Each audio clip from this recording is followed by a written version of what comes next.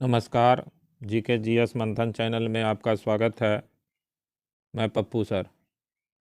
आज फिजिक्स यानी भौतिकी का 40 प्रश्न जो पिछले अनेक परीक्षाओं में आ चुका है,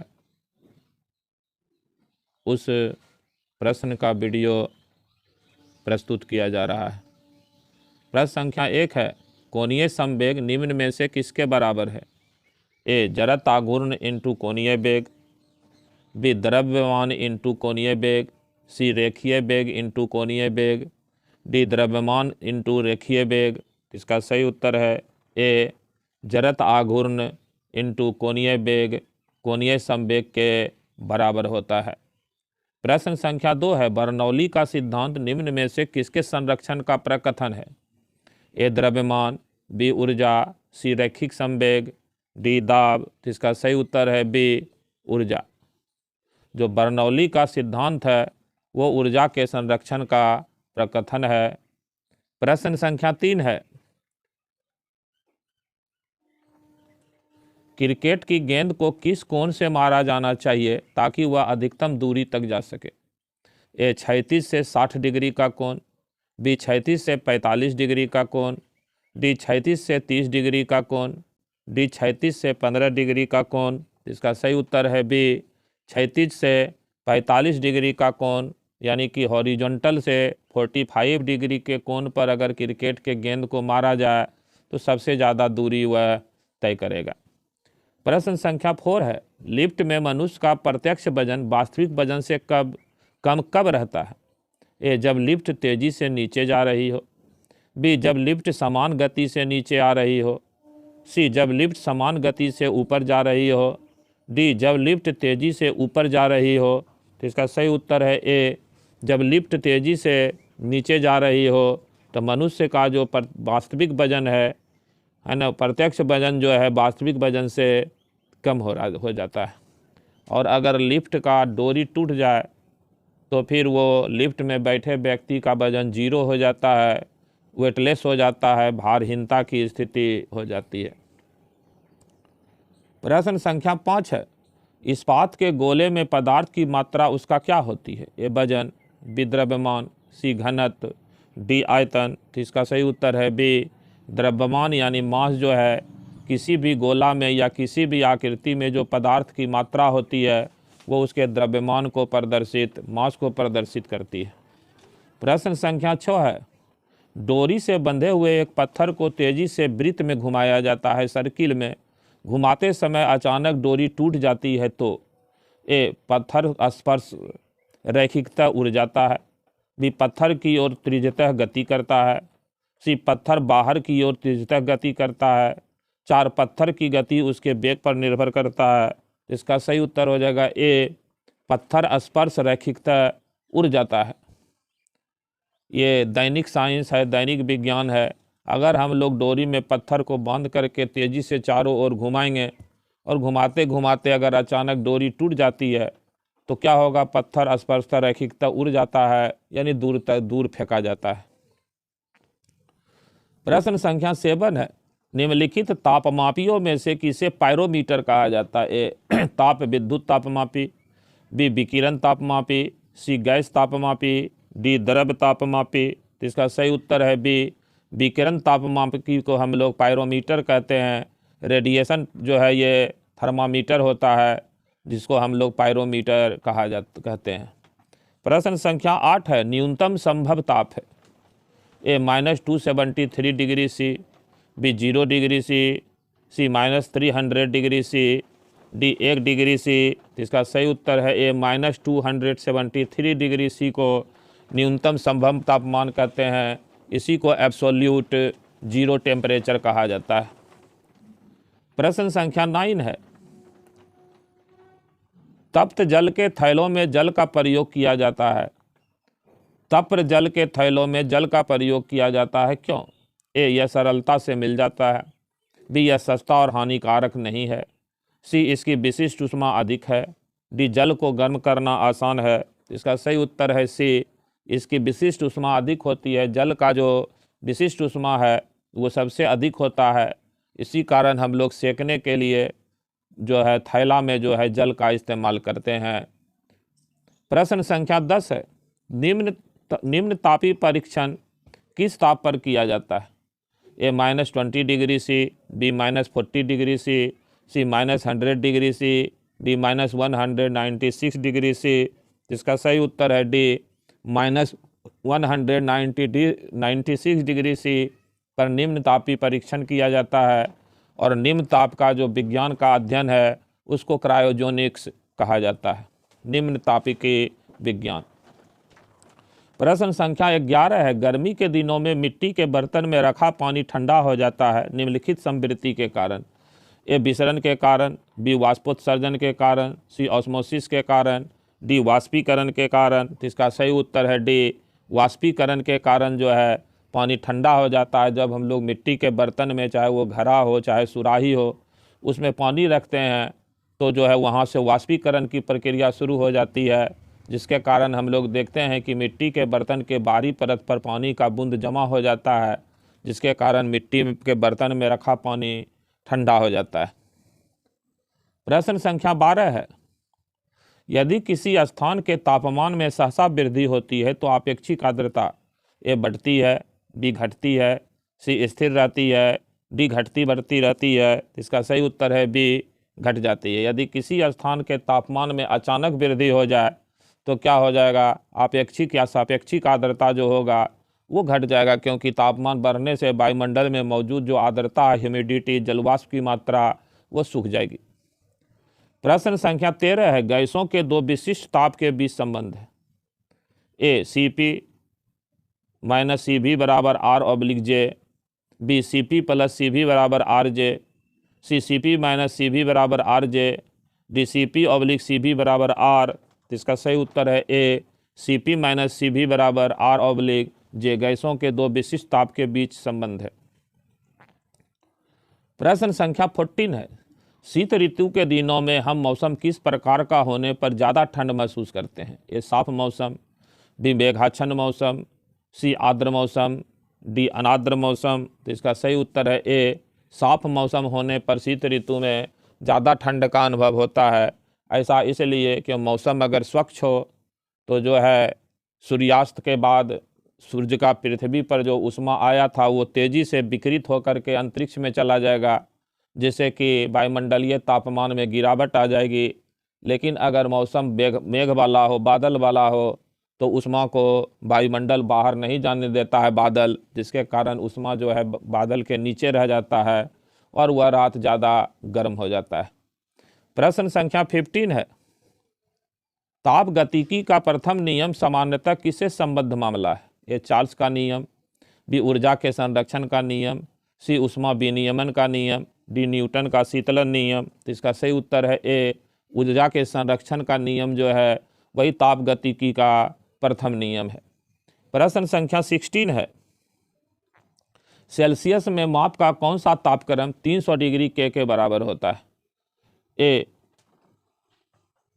30 degree C, B 27 degree C, C 300 degree C, D 127 degree C. इसका सही उत्तर है बी 27 डिग्री सी 300 डिग्री के बराबर होता है, क्योंकि 0 डिग्री सेंटीग्रेड बराबर 273 डिग्री के केल्विन होता है। तो जल का जो सेंटीग्रेड पर फ्रीजिंग पॉइंट है 0 डिग्री सी, तो केल्विन में जल का फ्रीजिंग पॉइंट है 273 डिग्री के। तो 273 डिग्री के बराबर 0 डिग्री, तो 300 के बराबर 27 डिग्री सी। 273 में +27 कर दीजिएगा तो 300 डिग्री के हो जाएगा। प्रश्न संख्या 17 है, ध्वनि का तारत्व यानी पिच किस पर निर्भर करता है? ए आवृत्ति पर, बी तीव्रता पर, सी वेग पर, डी आयाम पर। तो इसका सही उत्तर है ए आवृत्ति पर जो है, फ्रीक्वेंसी पर जो है ध्वनि का तारत्व यानी पिच निर्भर करता है। मच्छर का जो साउंड का आवाज़ का तीव्रता है वो बहुत अधिक होता है, जबकि उसका तीव्रता कम होता है। तो मच्छर का आवृत्ति जो है वो बहुत अधिक है, पिच तारत्व, और जो है शेर का जो है तीव्रता अधिक होता है, तो लेकिन पिच कम होता है। इसलिए मच्छर की जो भनभनाहट है वो ज़्यादा सुनाई पड़ता है, और शेर का दहाड़ जो है उसकी तीव्रता कम होने के कारण वो कम सुनाई पड़ता है। प्रश्न संख्या 18 है, ध्वनि तीव्रता की डेसिबल में वह अधिकतम सीमा जिसके ऊपर व्यक्ति सुन नहीं सकता। ए 50 डेसिबल, बी 70 डेसिबल, सी 85 डेसिबल, डी 95 डेसिबल। इसका सही उत्तर है डी 95 डेसिबल। प्रश्न संख्या 19 है, वह उपकरण जो ध्वनि तरंगों की पहचान तथा रिजु रेखन के लिए प्रयुक्त होता है क्या कहलाता है। ए रडार, बी सोनार, सी पुकर, डी इनमें से कोई नहीं। तो इसका सही उत्तर है बी सोनार। सोनार से जो है वो समुद्र की गहराइयों में यानी अत्यधिक जल की गहराइयों में रखे किसी पदार्थ को खोजा जाता है। प्रश्न संख्या 20 है, किसी संगीत यंत्र की ध्वनि तीव्रता मापी जाती है। ए महो में, बी हेनरी में, सी लक्स में, डी डेसिबल में। तो इसका सही उत्तर है डी, ध्वनि की तीव्रता को जो है हम लोग डेसिबल में मापते हैं। प्रश्न संख्या 21 है, रोमर ने प्रकाश की गति को पहली बार कब मापा था। ए 1776, बी 1676, सी 1876, डी 1867। इसका सही उत्तर है बी 1676 ईस्वी में यानी 1676 ईस्वी में रोमर ने पहली बार प्रकाश की गति को मापा, और प्रकाश की जो गति है वो 2,99,000 किलोमीटर प्रति सेकेंड यानी लगभग 3 लाख किलोमीटर प्रति सेकेंड है। प्रश्न संख्या 22 है, कौन सा यंत्र समुद्र के स्तर से ऊपर की वस्तुओं को देखने के लिए पनडुब्बी में प्रयोग किया जाता है। ए पायरोमीटर, बी एपेरियास्कोप, सी पेरिस्कोप, डी ओडोमीटर। इसका सही उत्तर है सी पेरिस्कोप की सहायता से समुद्र के अंदर रखी वस्तुओं को हम लोग समुद्र के स्तर से ऊपर की वस्तुओं को देखने के लिए प्रयोग किया जाता है। तो पनडुब्बी में बैठा व्यक्ति जब जल स्तर से ऊपर के चीज को देखते हैं तो पेरिस्कोप का इस्तेमाल किया जाता है। प्रश्न संख्या 23 है, दो प्राथमिक रंग लाल और नीले के मिश्रण से कौन सा सेकेंडरी रंग प्राप्त होता है। ए सफ़ेद, बी पीला, सी मैजेंटा, डी सियान। तो इसका सही उत्तर है सी मैजेंटा। दो प्राइमरी कलर लाल और अगर नीला को मिला देंगे तो मैजेंटा कलर बनेगा, और प्राइमरी कलर में 3 कलर है, लाल, नीला और हरा। प्रश्न संख्या 24 है,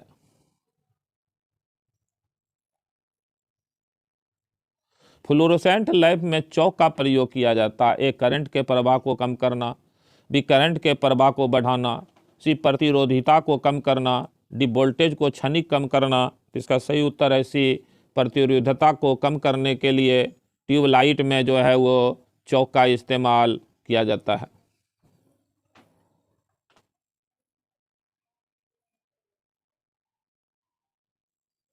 प्रश्न संख्या 25 है, एमसीबी जो लघु पतन के मामले में विद्युत की पूर्ति को काट देता है काम करता है। ए धारा के चुंबकीय प्रभाव पर, बी धारा के विद्युत लेपन प्रभाव पर, सी धारा के रासायनिक प्रभाव पर, डी धारा के तापन प्रभाव पर। जिसका सही उत्तर है डी, धारा के तापन प्रभाव पर जो है एमसीबी, जो कि हम लोग अभी बिजली के सप्लाई लाइन में लगाते हैं और मेन स्विच के पास भी लगाते हैं, ये धारा के तापन प्रभाव पर काम करता है। अगर किसी भी कारण से विद्युत का प्रभाव बढ़ जाए या किसी भी कारण से शॉर्ट सर्किट हो जाए तो ये एमसीबी नीचे गिर जाता है, जिससे विद्युत कनेक्शन आगे कट जाता है। प्रश्न संख्या 26 है, यदि किसी चुंबक का तीसरा ध्रुव हो तो तीसरा ध्रुव कहलाता है। ए अतिरिक्त ध्रुव, बी यादृच्छिक ध्रुव, सी दोषपूर्ण ध्रुव, डी परिणामी ध्रुव। तो इसका सही उत्तर हो जाएगा डी, परिणामी ध्रुव। ऐसे चुंबक में 2 ही ध्रुव होता है, नॉर्थ और साउथ, ऊपर और नीचे, लेकिन अगर तीसरा ध्रुव हो जाए तो उसको हम लोग परिणामी ध्रुव कहते हैं। प्रश्न संख्या 27 है, पृथ्वी एक बहुत बड़ा चुंबक है, इसका चुंबकीय क्षेत्र किस दिशा में विस्तृत होता है। ए पूरब से पश्चिम, बी पश्चिम से पूरब, सी पूरब से दक्षिण, डी दक्षिण से उत्तर। तो इसका सही उत्तर है डी, दक्षिण से उत्तर की ओर जो है वो चुंबकीय क्षेत्र विस्तृत होता है, क्योंकि नॉर्थ पोल और साउथ पोल ये 2 चुंबक है और जिसमें चुंबकीय क्षेत्र का जो दिशा है वो दक्षिण से उत्तर की ओर है। प्रश्न संख्या 28 है, एक समान चुंबकीय क्षेत्र में बल रेखाएं होनी चाहिए। ए अभिसारी, बी अपसारी, सी एक दूसरे के समानांतर, डी प्रतिच्छेद। इसका सही उत्तर है सी एक दूसरे के समानांतर यानी पैरेलल होनी चाहिए बल रेखाएं। प्रश्न संख्या 29 है, दिक् सूचक यानी दिशा सूचक का प्रयोग किसका पता लगाने के लिए नहीं किया जा सकता। ए चुंबकीय उत्तर दक्षिण दिशा, बी चुंबकीय की ध्रुवता, सी चुंबक की शक्ति, डी चुंबकीय क्षेत्र की दिशा। इसका सही उत्तर है सी चुंबकीय क्षेत्र की शक्ति को हम लोग दिशा सूचक यंत्र से नहीं जान सकते हैं, बाकी चुंबकीय उत्तर दक्षिण दिशा, चुंबकीय की ध्रुवता और चुंबकीय क्षेत्र की दिशा को हम लोग दिशा सूचक यंत्र से पता लगा सकते हैं। प्रश्न संख्या 30 है, एक्स किरणों की वेधन क्षमता किसके द्वारा बढ़ाई जा सकती है। ए तंतु में धारा बढ़ाकर, बी कैथोड और एनोड के बीच विभवांतर घटाकर, सी तंतु से घटाकर, डी कैथोड और एनोड के बीच विभवांतर बढ़ाकर। इसका सही उत्तर है डी कैथोड और एनोड के बीच विभवांतर को बढ़ा करके हम लोग एक्स किरण की वेधन क्षमता को बढ़ा सकते हैं, और एक्स किरण की खोज रोटेंजन ने किए थे।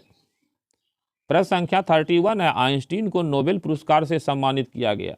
ए प्रकाश विद्युत प्रभाव के लिए, बी विशिष्ट ऊष्माओं के सिद्धांत के लिए, सी विशेष सापेक्षता सिद्धांत के लिए, डी बोस आइंस्टीन सांख्यिकी के लिए। इसका सही उत्तर है ए प्रकाश विद्युत प्रभाव के लिए जो है फिर फोटो इलेक्ट्रिक इफेक्ट के लिए आइंस्टीन को नोबेल पुरस्कार से सम्मानित किया गया था।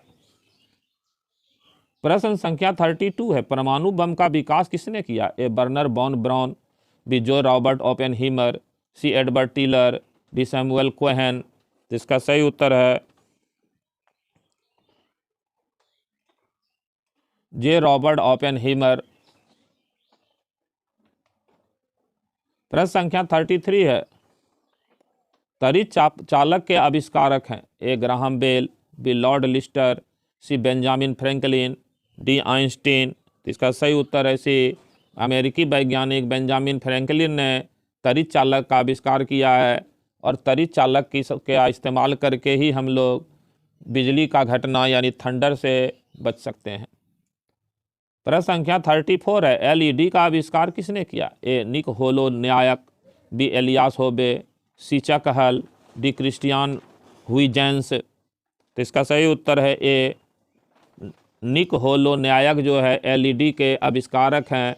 लाइट इमिटिंग डायोड एलईडी का फुल फॉर्म है। प्रश्न संख्या 35 है, मोबाइल फोन का आविष्कार किसने किया। A Raymond Samuel Tomlinson, B Martin Cooper, C Chuck Hull, D T Berners-Lee. इसका सही उत्तर है बी मार्टिन कूपर ने मोबाइल फोन का आविष्कार किया। प्रश्न संख्या 36 है, मशीन गन का आविष्कार किसने किया। ए जे.एल. अल्बेर्ट, बी जी ब्राउसा, सी कॉर्ल बेंज, डी जेम्स पकल। इसका सही उत्तर है डी जेम्स पकल ने मशीन गन नामक हथियार का आविष्कार किया। प्रश्न संख्या 37 है, जेट इंजन का आविष्कार किसने किया। A Karl Benz, B Frank Whittle, इस Thomas Savery, D Michael Faraday. जिसका सही उत्तर है बी फ्रैंक व्हिटले ने जेट इंजन का आविष्कार किया है। प्रश्न संख्या 38 है, प्रक्षेपास्त्र यानी मिसाइल का विकास किसने किया। ए बर्न von Braun, B J Robert Oppenheimer, C Edward Teller, D Samuel Cohen. इसका सही उत्तर है सी एडवर्ड टेलर ने प्रक्षेपास्त्र यानी मिसाइल का आविष्कार किया है, विकास किया है। प्रश्न संख्या 39 है, लेजर का आविष्कार किसने किया। A T H Maiman, D Seymour Cray, C Fred Morrison, D sir Frank Whittle. इसका सही उत्तर है ए टी एच मेमन ने LASER यानी लेजर का आविष्कार किया। प्रश्न संख्या 40 है, फ्लाइट रिकॉर्डर को तकनीक दृष्टि से क्या कहते हैं। ए तंगुता मापी, B dark box, C blind box, D black box. इसका सही उत्तर होता है डी ब्लैक बॉक्स, यानी ये हवाई जहाज में विमान में पायलट के ऊपर जो केबिन पायलट के ऊपर जो होता है ये रखा हुआ होता है ब्लैक बॉक्स, इसको डाटा रिकॉर्डर कहा जाता है। और इस रिकॉर्डर में जो भी मैसेज जो है नीचे रिमोट सेंटर से जाता है हवाई जहाज के पायलट को, तो वो सारा संदेश जो है ये फ्लाइट डाटा रिकॉर्डर में जो है वो रिकॉर्ड हो जाता है। और इसका नाम भले ब्लैक बॉक्स हो, लेकिन ब्लैक बॉक्स जो होता है इसका रंग जो है वो गुलाबी होता है।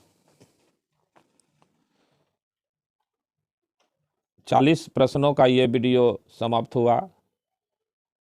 मेरा टेलीग्राम चैनल का लिंक जीके जीएस मंथन ही है, और सभी वीडियो का जो है वो पीडीएफ जो है वो टेलीग्राम चैनल पर उपलब्ध कराया जा रहा है। इस वीडियो में इतना ही। जय हिंद, जय भारत, नमस्कार।